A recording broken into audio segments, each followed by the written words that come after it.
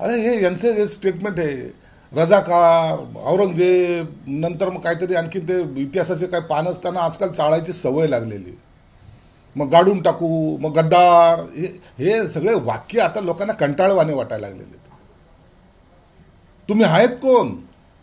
तुम्हाला त्या काँग्रेसने गाडून टाकलंय, तुम्ही रोज त्या खड्ड्यामध्ये डुबत खोल खोल खोल खोल चाललेले आहेत. तुम्ही काय लोकांना गाडणार आणि काय पिटाळणार? तुम्हाला लोक पिटाळायला लागलेत.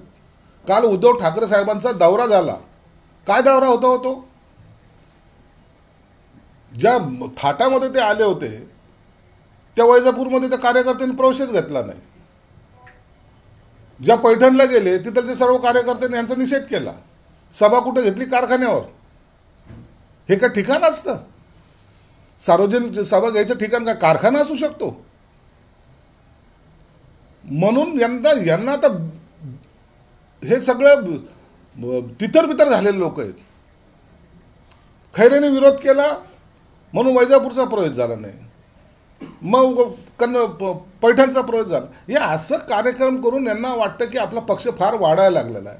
त्या काँग्रेसने यांची बोलती बंद केली आणि काल उद्धव ठाकरे साहेबांनी हे मान्य केलेलं आहे की त्यांना आता मुख्यमंत्रीपद त्यांच्या पक्षाला मिळणार नाही.